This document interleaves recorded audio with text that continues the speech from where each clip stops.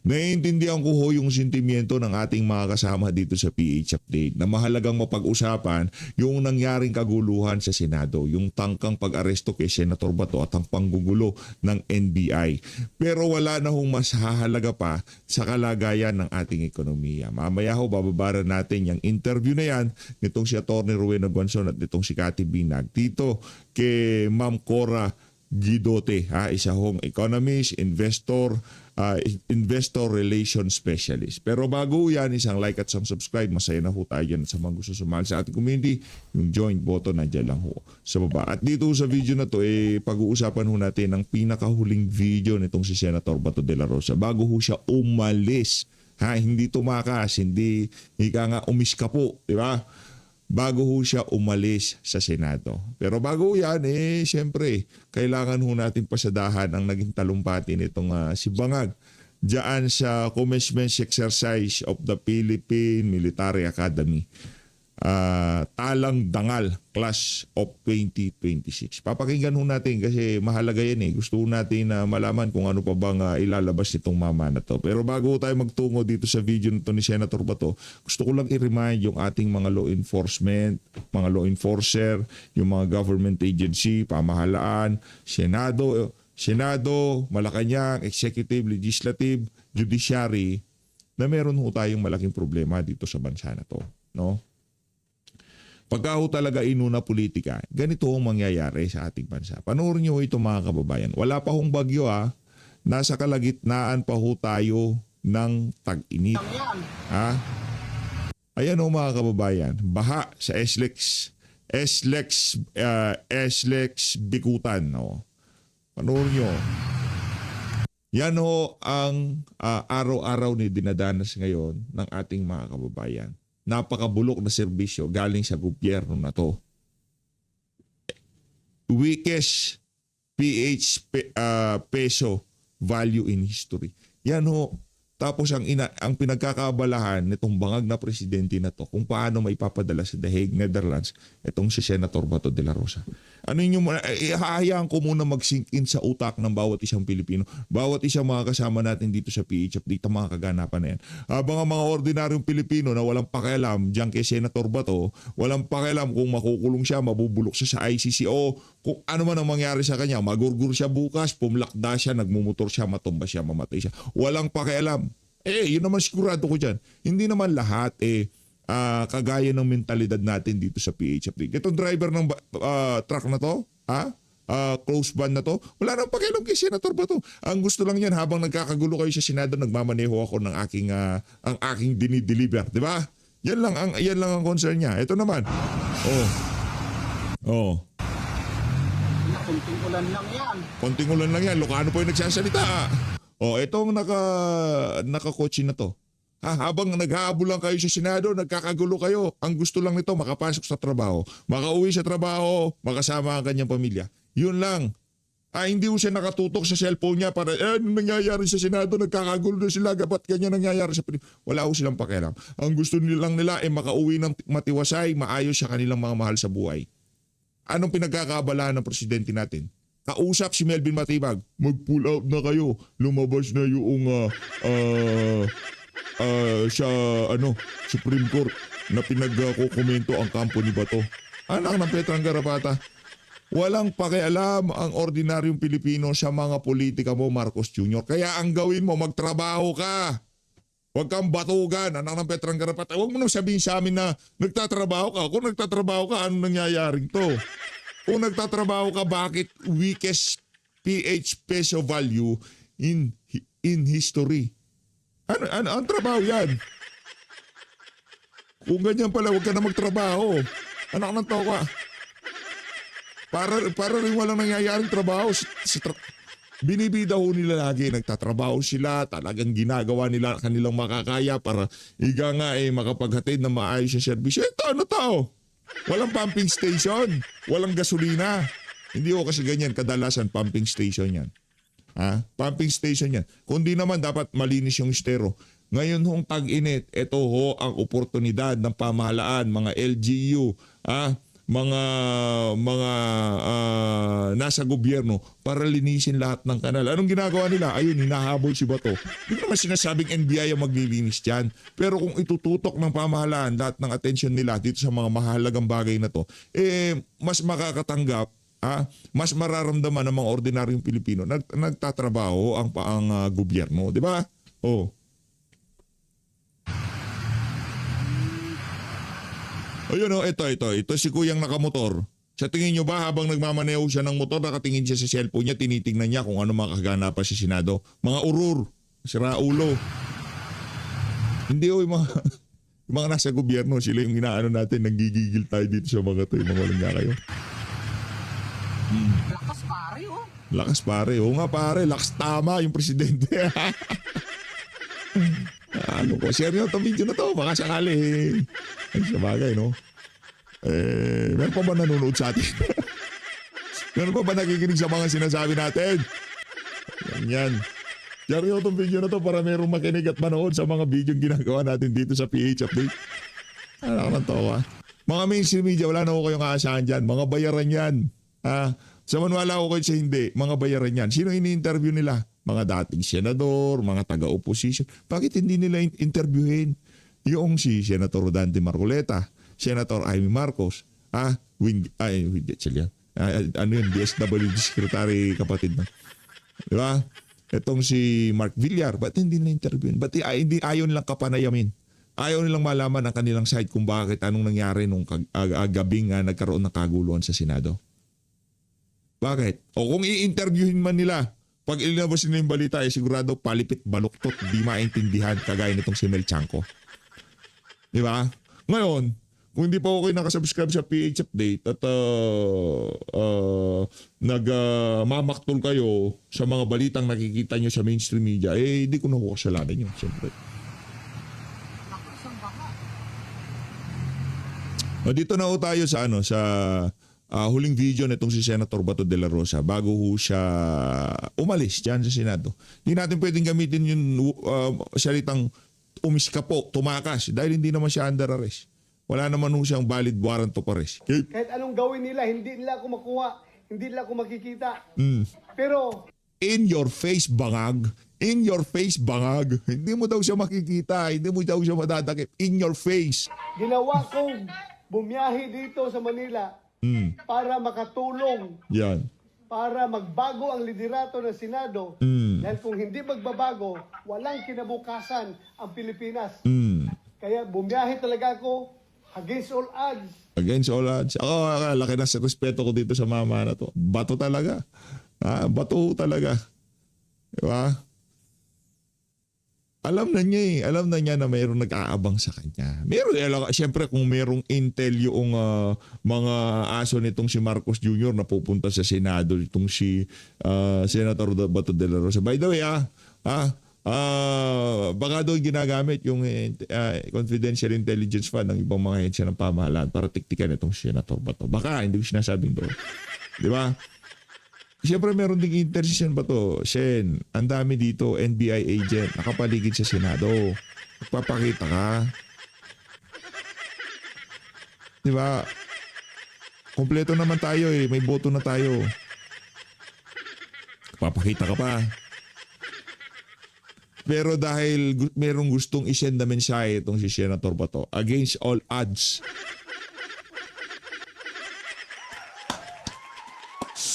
takbo Bato, takbo! Takbo Bato!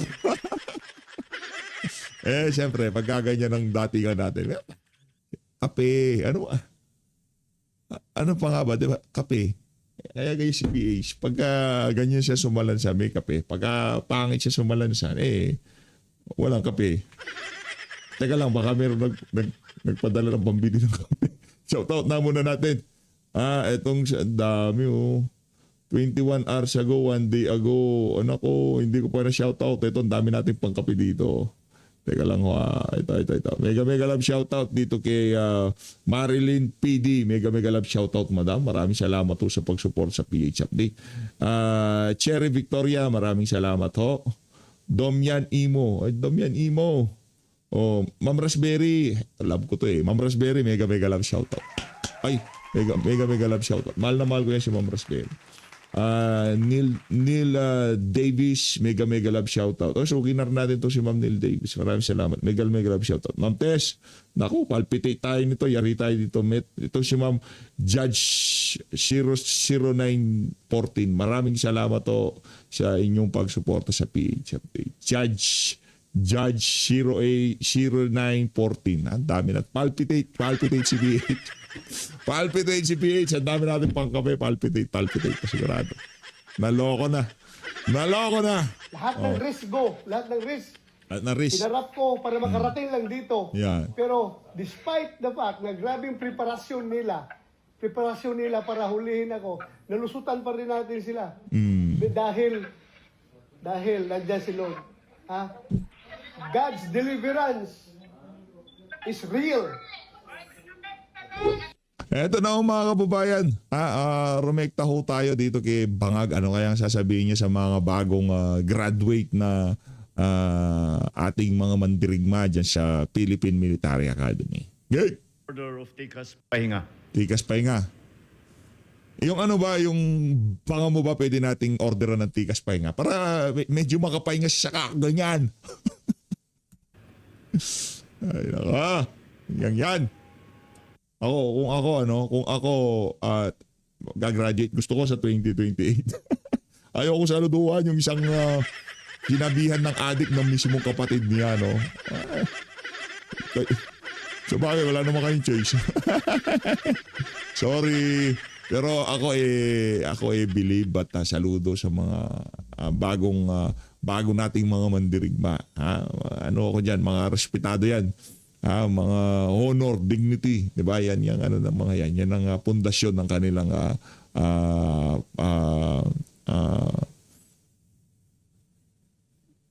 ginagamit para sa paglilingkod sa ating mga kababayan, 'di ba? Yan talaga dapat meron kang honor at dignidad, prinsipyo, di ba? At talagang dapat wala kang kulay na binabalingan. Hindi kagaya ng mga official nyo, huwag nyong gayahin para sa mga nakapagtapos, yung mga talang dangal class of 2026 Huwag nyong gayahin yung mga official nyo. Nakakatawa karamihan sa mga yan, hindi na makaalis. Nasa gitna na sila.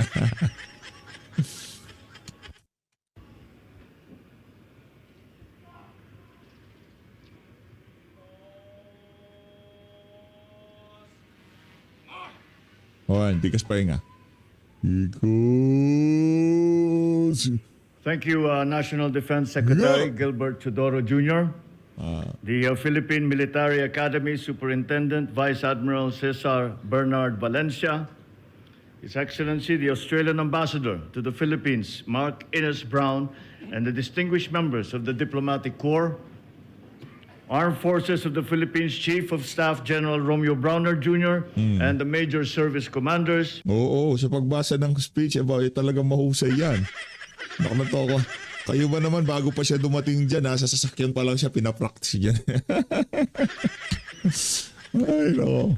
Philippine Coast Guard Admiral Ronnie Hill Gavan, Baguio City Mayor Benjamin Magalong, Nako. Tuba Benguet Municipal Mayor Clarita Salong-Ongan, officers, enlisted personnel, and civilian employees of the Philippine Military Academy, The cadet Amerikano pagkatapos ng termino mo, punta ka Amerika, nakananto ko, tignan natin, sigurado may kalalagyan ka. Corps of Paano kaya, di ba may kinakaharap na kaso itong si Bangag sa Amerika? Suko na kaya natin pagkatapos ng termino. Di umano. Di umano may kinaharap na kaso. Di umano, di ba? Search nga natin. Di umano kasi meron. of the Armed Forces of the Philippines led by the PMA Talang Dangal class of 2026, parents and loved ones of the PMA graduating class. Ito. Babasi kay GOJ. Google mo.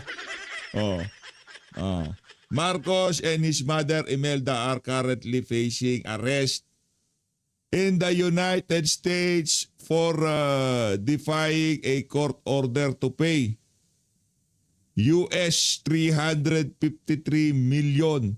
Nasa ilang zero ba to? 1, 2, 3. 17 billion in 2025 in restitution to human rights abuse victim during his father dictatorship. Nako, may problema tayo dyan. Ewan ko lang kung ano ba to, legit ba to? Ha? Hindi, si Wikipedia to, si GOG to eh. 353 million. Ilang zero to? 17 billion? Alam ko na. Ang gusto nitong si Bangag siguro pagkataas ng termino niya, babayaran niya to. Hindi tayo fake news. GOG mo. Kay Rappler din galing yan. January 13, 2022. Pinagbabayad ho pala sila ng 353 million US dollars.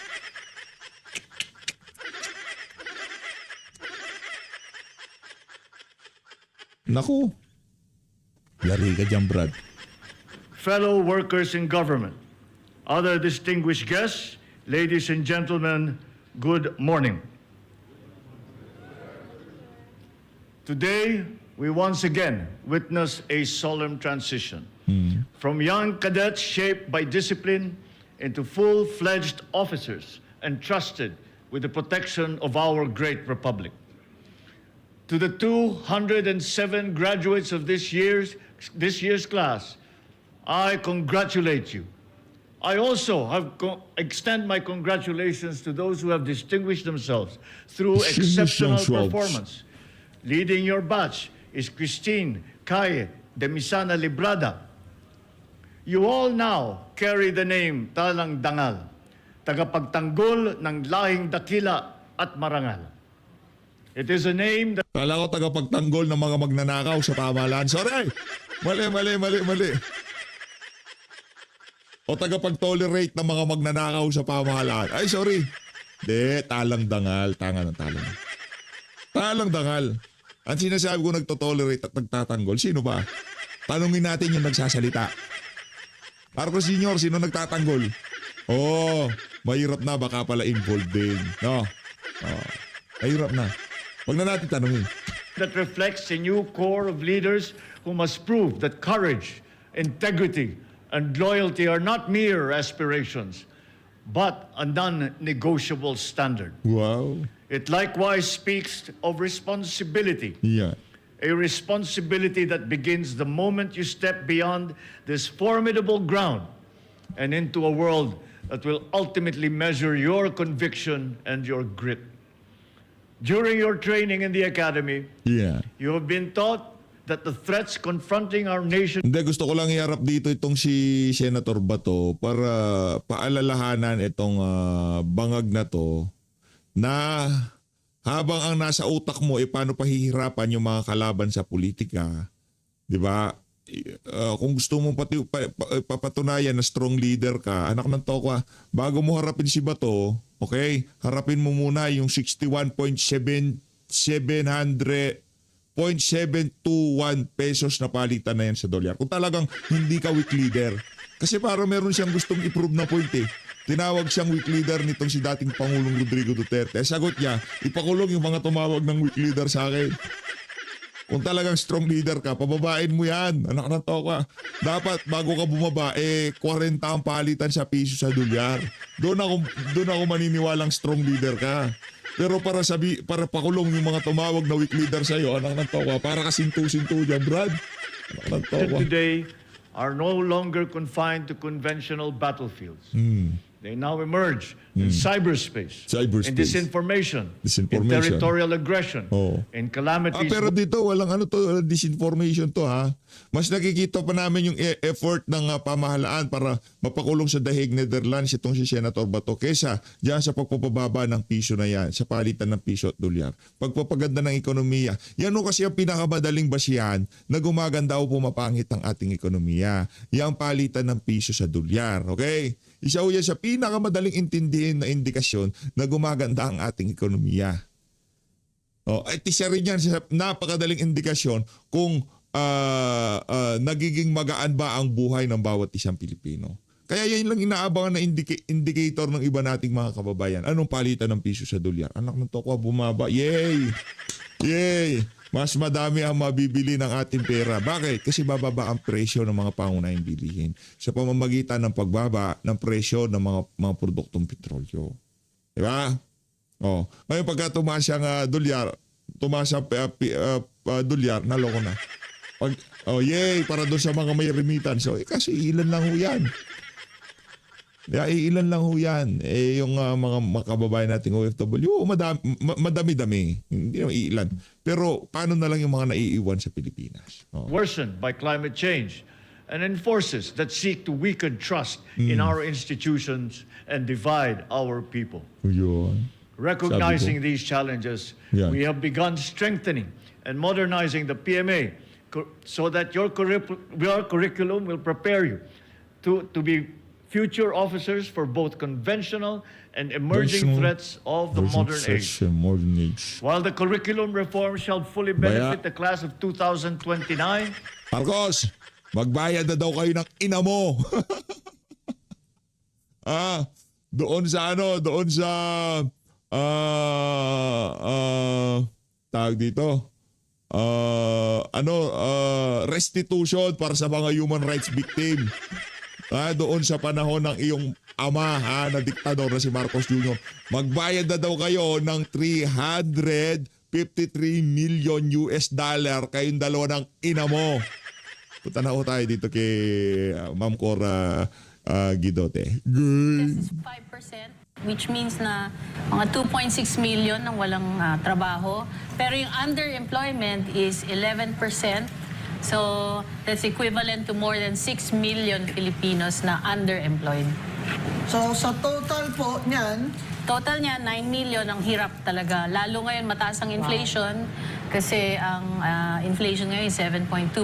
At least yung latest. Pero feeling ko, tataas pa yan, ano? nung nagsimula po itong BBM, maging presidente, ano po ang inflation rate? Mga 2%. 2% ano? After Duterte, ano? Less than 3%. Pero pandemic pa yan, Mama Bing. After the pandemic yun. So, naging 7% na ngayon. Ma'am Cora, ano? Opo, 7.2%. So, ano po ibig sabihin ng inflation na 7.2% sa buhay ng mga maralitang Pilipino? Ibig sabihin yan, yung mga bilihin, lahat ng bilihin, on the average, umakyat ng 7% or Wow. 7% ang inakyat, no? So, pero syempre iba-iba yung mga components niya. Ng pinakamataas na inflation number, yung sa transport, tumaas ng 24%. Oh my goodness. Kasi nga, syempre, yung gasolina tumaas, di ba? Oo, So, kasi ayaw pa kasi suspendin yung VAT dyan eh. At excess tax. Talaga bang... hindi nila kaya kasi Bakit meron po? silang inaabot na revenue target para magamit yung unprogrammed funds. Ano ba yan? bongga, Ang program pa. manesa na naman. Yun pala ang ini-aim nila, merong target revenue para ma-release yung para magamit yung mga unprogram. Pambihira, kakapal talaga ng muka. Diba? Ayun pala dahilan. Merong palang provision sa 2026 GAA. Na dapat ma-reach muna ito revenue na to bago natin pambihira. Palakpakan natin ang tataba ng utak. Kaya pala ayaw suspendihin ng VAT, suspendihin ng excess. Pambihira. Ilalagay ang program funds na yan, sunugin. Tama na ito. Ano ba? Di ba sinabi nga ni Dr. Winnie Monson na dapat wala na yung unprogrammed funds? Ako sangayon ako dun eh. Dati naman kasi, maliit lang yung component na unprogrammed talaga. Kasi talagang, kumbaga, hinahabol na lang yan para kung may naiwan na project, hinahabol nila. Kaya kumbaga, ang tawag nila insertion. Pero ngayon, sobrang laki ng mga unprogrammed funds, di ba? Magkano po yun? So, Nasaan na yun? nung 2023, umabot pa yan ng mga 800 billion. Billion ha? Oo. 700 billion. This year, binaba na nila to 150 billion. Pero malaki pa rin yan. Kaya po hindi nila babawasan o isuspend ang VAT at ang excise tax sa gasolina dahil may hinahabol po silang collection, Ma'am Cora? Oo. Kasi pag hindi nila na-meet yung revenue target, hindi marirelease yung unprogram. Yun pong flood control na minaleta nila, hindi pa ba galing din po yun sa unprogrammed funds? Oo, kaya nga noon, naghagilap sila ng mga additional funds from PhilHealth, from PDIC, para ma-meet nila yung revenue target. My Diba? gosh, oh. Yun yung nangyari noon. Kaya, actually, Para mapunuan. illegal talaga yung ginawa nila kasi mga restricted funds yun Oo. Yeah. Miss Cora, no? Kasi kanina nag-uusap tayo na sabi mo, tataas pa to. Tapos mas lalala pa. Tapos ang tendency talaga magkaroon ng recession. Yes. So nakakatakot. Tapos nabanggit ko rin sa inyo, kasi mga kababayan, meron ako mga kaibigan na may-ari ng mga kumpanya, nag-skeletal na sila. So basically, nag-uumpisa na siya. Tapos, Retrenchment. oo. Ngayon, Tanggal. ang tanong ko po, ma'am, ano po ba, eto po ba yung pinakamataas na nangyari sa bansa natin? Ngayon lang ba to? Nangyari na rin yan, pero nung debt crisis nung time nung tatay ni BBM, Oh, okay. talagang masaklap rin yung nangyari noon. Kasi generation namin yan eh. Yeah. Natikman namin yung hindi ka makapag... Wala pa, para dito kay Ma'am Cora Guidote, wala pa ako noon eh. Panahon ni, baka di pa ako pinapanganak noon. Hindi ko pa alam yun, ano nangyayari doon. Ito si Madam pero parang magkasing edad lang kami, no? Parang di tumatanda si Madam. Madam, baka naman. Pag-import kasi wala ng dollars, di ba? Kasi sobrang laki ng utang sa labas. Oh, okay. So, talagang taghirap nun. Pero tayo papunta pa lang doon Oo. ngayon. So pwede pang solusyonan kung gugustuhin. Kaya nga nagsasalita ako kasi ayokong mapunta ulit tayo doon na sobrang laki ng utang. Ngayon per capita, ang utang ng mga Pilipino, masking Bawat isa. sanggol, yung bagong panganak, 160,000 per capita. per Grabe, head. nakaraang nandito ka, 150 lang ba? 150 something. Oh, Oo. 160 na. Hindi pa pinapanganak, may utang na? May utang na. oo. Magkano po? Mga 160,000. Kaya tayo dito nag-iisip-isip kung mag-aanak pa eh. Kasi anak ng tokwa, di ka pa pinapanganak, may utang ka na. Ano ba yun? Anak ng tokwa. Nasa yagba mo pa lang may utang. Hindi mo pa ginagawa. Hindi mo pa ginagawa. Pambira, may utang na. Paano? Ayoko na. Hindi na talaga. Ay, ako. Kakalukot. per head. Oh my gulay, isang bahay na yan ng pobre ah. Oo. Yeah. So kumbaga kung hindi pa natin papansinin yung issue ng pangungutang, kasi every year ngayon ang deficit ng government, like this year ang target deficit nila is 1.6 trillion pesos. So from 17.9 trillion yata yung last year, magiging mga 19.7 trillion yata yung magiging Ang total na utang. this year, by the end of this year. So, Abay! malapit-lapit sa 20 trillion. Oh my Grabe. golly. Alam mo yung 1.6 trillion, pwede ka na magpatayo ng isang syudad niyan eh. Correct. Di ba? Totoo yan. Napakalaking totoo yan. pera niyan. Alam mo, yung isang trillion, 1 billion, may isa ka ng kalsada or Yes. yung bridge na flyover, whatever na sobrang ganda. Mga school buildings. Oh, di ba? Actually, kinalculate ko nga 800 billion, kaya magpatayo ng 22 medium-sized malls. Di ba?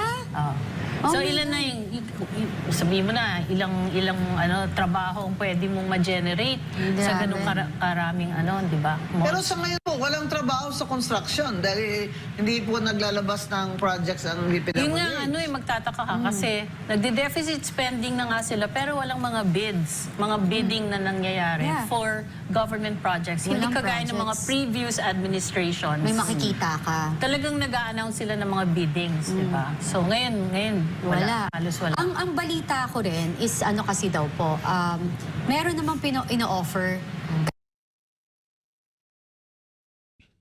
Kaso ang offer daw sa contractors is, palugi ka muna ngayon para lang may project. Tapos sa next time ka na bumawi. Ganon yung Actually, nakarating sa dapat akin. yung mga contractors na yan, i-blacklist na, di ba? Kasi tsaka dapat isoli na nila yung Yeah. lalo yung sa mga involved sa ghost projects, dapat blacklisted at second, isoli nila yung binigay sa kanilang pera. Correct. Kasi wala namang nangyari sa project. Biro mo yung taga DPWH na mga undersecretary at mga engineers, isusoli daw sa gobyerno ilang bilyon. Magkano lang sweldo ng mga yun? Ibig sabihin yung pangurakot nila bawat taon, bilyon-bilyon mga kaibigan, hindi ng hundreds of billions Actually, Mother, when you try to think about it, kung sinasabi nila kunwari ng mga 300 billion yung DPWH project, tapos ang kinikita, 'di ba, meron may commission yan sila sa 20%, yung pinakahuli nga daw 30% na. So from 300 billion magkano yun, 'di ba? Actually, layered yung corruption Layered yan. Explain mo Layered nga sa yun. mga kababayan natin, Ma'am Cora, yung layered na corruption dyan. Kasi nag-umpisa yan sa Congress. Ang Congress may cut na. Tapos yung Congressman may contractor. cut. Oo. Yung contractor. Tapos yung mga nag-a-approve ng mga permits, ng mga business permits. Tapos yung barangay. So, kung 300 million yan, malamang natitira na lang talaga dun sa project is 80 to 100 billion. Siyempre, Diba? Kaya hindi natatapos substandard yung na. project. Substandard na, hindi pa tapos. So, kaya puno ng buhangin, wala ng semento. Kaya nga pag binaha, nawawala na yung flood control na, hilaw kasi talaga yung Huwag niyo project. pong kalimutan na yung pangungurakot dyan sa DPWH ay bago pa po sila nagsumite ng kanilang budget sa House of Reps ay meron na po nakabaon dyan na 30% para sa lahat ng kikikbakan. Magkikikbak sila sa DPWH officials, abot hanggang secretary, tapos magkano yung para sa congressman na kung saan dyan sa district niya. At ang masaklap talaga, Ma'am Cora, hanggang ngayon, andyan pa rin, Nandyan pa, hindi pa nasususpend si Garjola ng CWS party list na taga Batangas. Ilang beses na sinasabi pangalan ni Garjola ng ICI ba yan? At saka mga contractors hindi pa rin siya nasususpend. Pero si Kiko Barsaga, nasuspend twice na. Yan na kaya mga tao po galit na dahil halata na po na yung pangungurakot ay tinatakpan nyo pa. Yan. Kaya to talagang the numbers will not lie. Di ba, Ma'am Cora? Actually, hindi nga lang corruption pati nga yung nangyari kagabi sa Senado, that's a serious breakdown of institutional boundaries.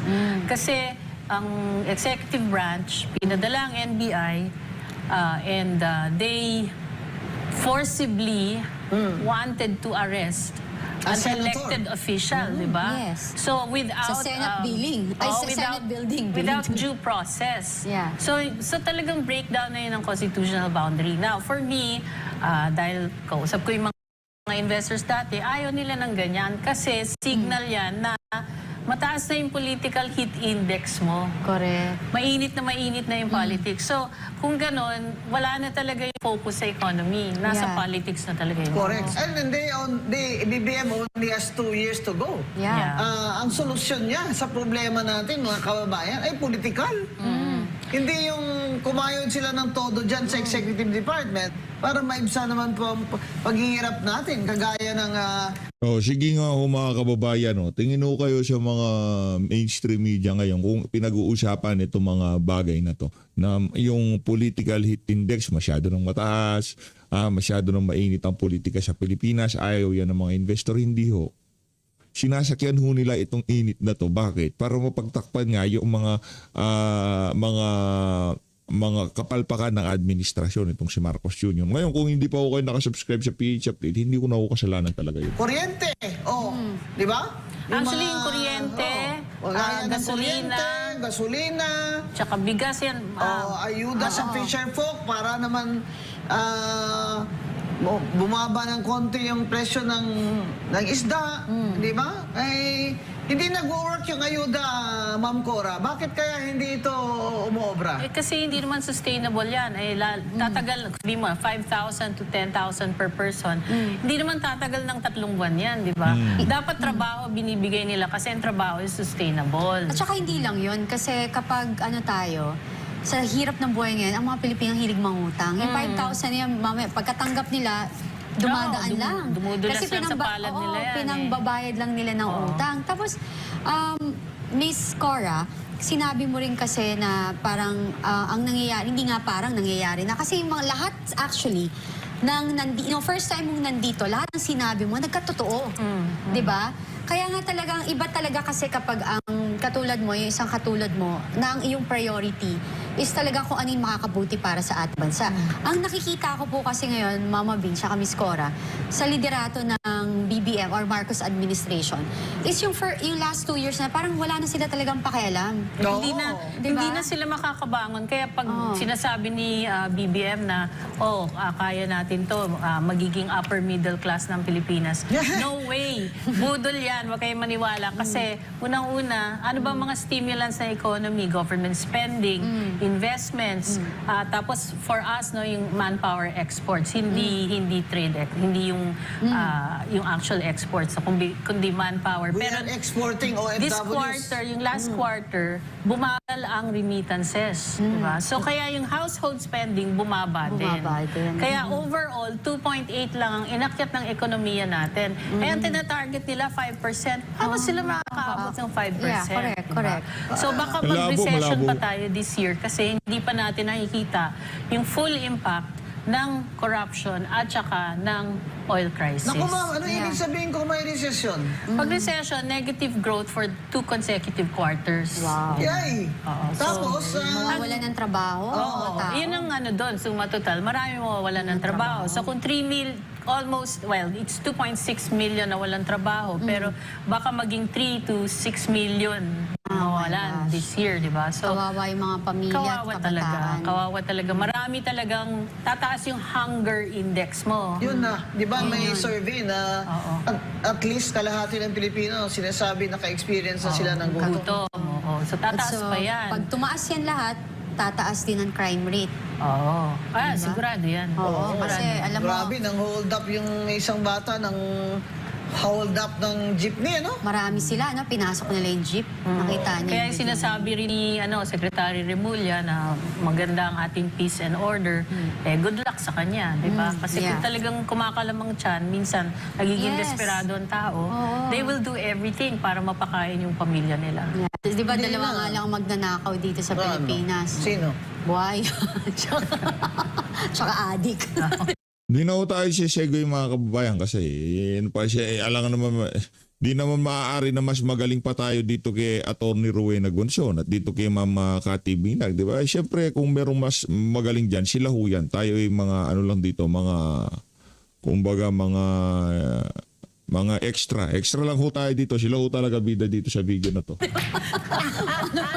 Suko na nga si John Beck Suko na si John Beck, hindi na siya tatakbong presidente kasi alam niya na hindi naman siya mananalo dahil hindi na talaga kaya. Si Kahit anong abs ni John Beck, hindi na niya talaga kayang manalo, kaya atras na siya. Actually, mother, crush ko yan dati. Naku! Ikaw naman, dami mo crush tingnan mo naman, crush. Talagang si Ma'am Cathy B. Crush niya daw si John B. mo, na-crush na tuloy. May drip Na-crush tuloy. Crush pa naman kita. Hindi na now. John Beck, ayan Yan di ko crush ka daw ni Ma'am Cathy B. Bagay sila. Ginigilig si BX. Pag naputi ang buhok mo kang kagalang gala, kaya mo presidente ito. Sige, lahat ng mga bading siguro baboto dito. Wapo diba? Pero siya na mismo ang nagsabi na hindi na po niya iniisip yun. Siguro naisip niya ang hirap. Whoever will will sit as the next president, Mahirap. problemang malaki, no? Oo, eh, Malaki. bakit naman... Tsaka ano eh, pag sinabi niyang tatakbo siya, babanatan na siya na. Miss Cora, kunwari, kung sino man ang uupo na susunod na presidente or leader natin, anong mas iyong maya advice? Nako, mahirap maging presidente sa susunod na administrasyon. Nabubulol na ako tuloy. Kasi maraming problemang iiwan ng administrasyon na to. Unang-una yung utang, napakalaki. Naku, utang, 19 trillion na. kailangan magpakulong sila talaga ng mga kawatan. Kasi, Para makabawi tayo ng pera. Hindi, tsaka para bumalik yung confidence ba? Oo, for Kasi guest sorry stars. pag pinakulong nila si Martin Romualdez, gusto ko soli niya yung pera ha. Soli. Kailangan talaga yan. Accountability and transparency, importante yan. Kasi you want to reflect, good governance in your administration. Para naman pumasok yung foreign investments at yung mga taga-Pilipinas na may kapital ay mag-negosyo na uli dito. Yeah. Kasi balita ko dyan, ma'am, kahit daw yung may mga pera, doon na sa labas. Totoo. Paggawa ng mga factory nila, di ba? Tapos Eh, bakit sabi nga daw, Miss Cora, yung pera natin mawala na ng value. Actually, Ano na bang pera mga natin ngayon? 74 centavos na lang ang worth ng piso ngayon. Oh my gosh. So, 70%. kung tataas pa ang inflation, di bababa pa ang bababa yan. Diba? Ano ba yan? So, ibig sabihin yan, pag yung perang pinambibili mo, mas konti ang mabibili niyan. Yeah. Grabe. Feel na nga ng mga mayayaman Yung mahihirap pa kaya. Feel na ng mayayaman yung grocery cart nila gumagaan. For the same amount. Ako, nakita ko yun, Mama Bing. Like, ano ba yung binili ko? Panglaba lang, konting fruits. Tapos ang binayaran ko, 16,000. Yung mabilis ang grocery na may kulang lang. Grabe naman itong mamalengke itong si Ma'am Cathy Binag. Ano to ko? 16,000. Bumili ka ng ano. Pag namalengke ka, madam, pwede ba isama mo ako minsan?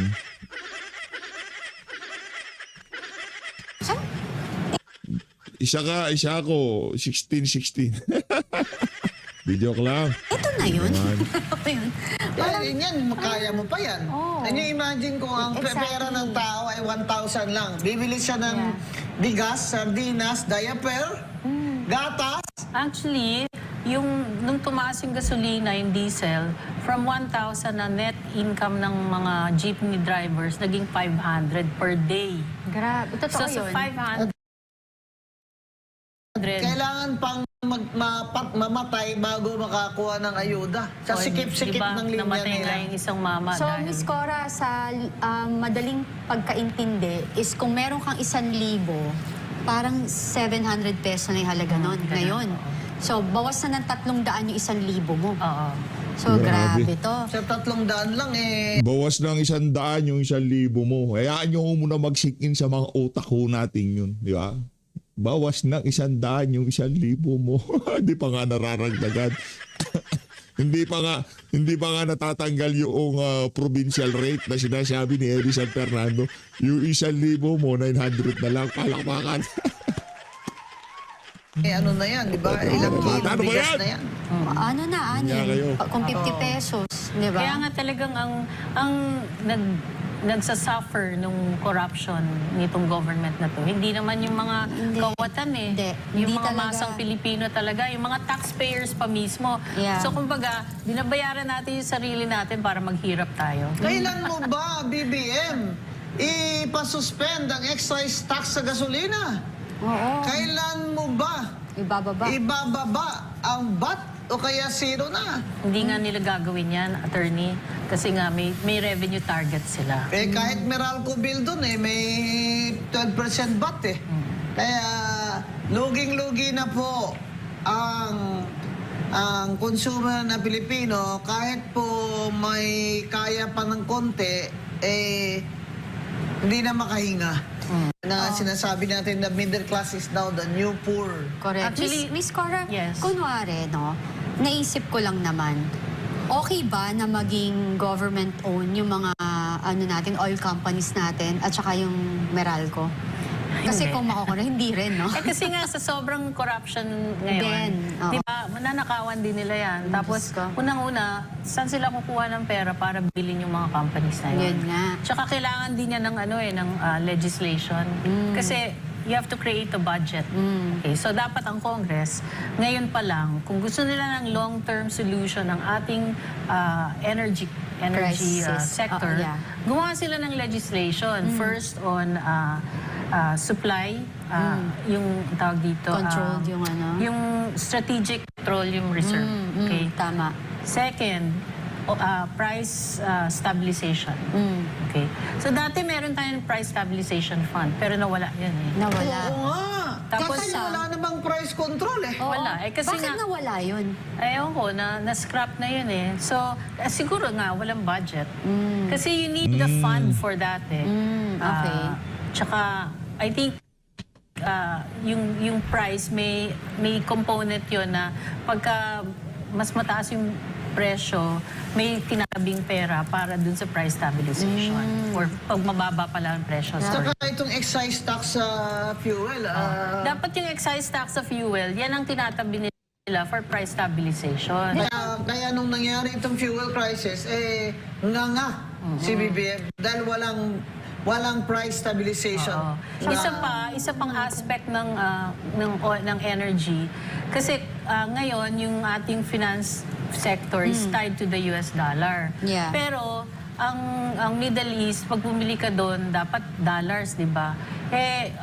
We can buy from Russia, we can buy from China. Pero ang Russia ay nang tumanggap ng dollars. Yuan. Hindi, rubles. diba? Rubles. Oo, Oo, tapos yung China, kanila. kasi may BRICS na eh, ganyan. So, at saka sabi ng US, pag bumili kayo dyan, pwede kayo masanction. So, Aray. natatakot ngayon ng DOE na baka masanction tayo. Dapat yan, inaasikaso na ng Congress, pagka may ganitong emergency, dapat we are free to negotiate on a bilateral basis with other countries Yeah. so that we can diversify our oil supply. Kaya po talagang importante na ang Senado natin ay matatalinong mga tao at babae. Dahil Yeah. napakalaki ng problema natin.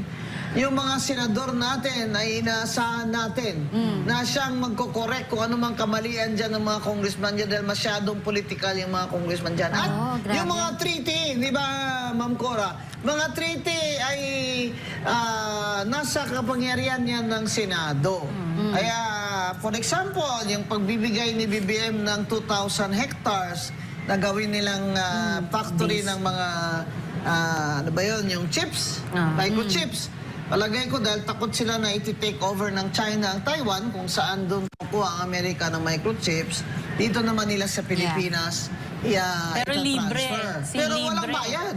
Oo, kaya Lugi-lugi. naisahan talaga tayo kasi nung pumunta siya sa US, he had no bargaining leverage. He was coming from a point of weakness. Yeah, as a creditor, debtor. Hindi, as a negotiator, di ba? Oo. At saka malay ba ni BBM ng negotiation, di ba? medyo Tsaka meron silang kinahaharap na problema. Silang dalawa nitong si Imelda Marcos, 'di ba? Currently facing arrest in United States for defying a court order to pay $353 million in 2025 in restitution to human rights abuse victims during his father dictatorship. Yun nga ang problema dito. Pagka meron tayong presidenteng ganyan, di ba? medyo sarcastic nga si President Trump. Sabi niya, he's the best negotiator, ganyan-ganyan. Hindi niya alam, sarcastic lang. Yung sinasabi sa kanya. Yes nga, sarcasm. kasi walang nakukuha Sarcasm. sa kanya eh. Oo. Di ba? Kaya- Ay, yung Indonesia, hindi man lang pumunta, telepono lang. Kaya yung tariff natin, imbis na bumaba, tumaas ng 2 percentage Grabe. points from Bakit 17 naman to 19. BBM? Kung ang mga senador dyan, sana kinwestiyon nila yan. Nagbigay ka ng 2,000 hectares dyan, tapos walang kapalit? Paano ang tax dyan? Paano yung mga, ano ba yan? Kung may incentive ban, okay, to bring it in, ilan ang mga Pilipinong magkakatrabaho dyan? Baka naman 50-50, mga foreigners pa yung magtatrabaho dyan. Ay, hindi po. Dapat po naman 70% Filipinos makapagtrabaho dyan. Ikaw Wala yung mga talaga. ganung detalya eh. They don't talk tsaka- about those details. Tago-tago nila. Ngayon lang nga lumalabas yan eh. Mother, eto na lang, simple na lang. Kasi yung sarili nga natin mga farmers, hindi pinoprotektahan Yes, Tapos oo. hindi lang yun, may nabalitaan ako, even yung, di ba yung tabako, natin, naging export na. Dapat, okay tayo dito sa Ilocos, nawalan daw ng trabaho yung mga tao Wala from na, there. neglect na talaga ang agriculture sector. diba? At tapos he was Secretary of Agriculture during his first and second Eh kasi year. nandun ang karakitan eh. Pati yung sugar smuggling nandun sa DA, Kaya yung yung control dyan. sibuyas, di ba, tumaas to 700 per kilo. Grabe yun, no? Parang dapat, ayun na nga, paulit-ulit natin. Paulit-ulit, natin na kung katulad lang tayo ng Japan at Korea, ang garbo na ng buhay natin. Alam mo, Ay, ang not magarbo Vietnam, maayos. ang Vietnam, naunahan na tayo ng husto. Di ba? Ang layo. So, kumbaga sa sprint, huling-huli na tayo sa sa track and field. Huling-huli, nauna na ang Vietnam, no? Pinakataas tayo na bat sa buong Asia. Asia, 12%. Pati Yun kuryente, mataas rin. tayo. Kaya walang investor. Nahihirapan. Wala. Kasi yung number cost one of yun eh. business Yes. nila, di ba? That's so, all, the peso is weak, inflation is high. Mali, the peso is weak because the dollar is high. Ayun na nga mga kababayan, gusto yung panoorin niya sa totoo lang na episode na yan. Kagabi ho yan, ang guest itong si Atty. Rowena Guanzon at itong si Ma'am Cathy Binag, walang iba kung hindi itong si Ma'am, kalimutan ko pangalan ni Madam. Ma'am Cora Guidote. Maraming salamat po. Mag-ingat po kayo lahat. Mahal natin.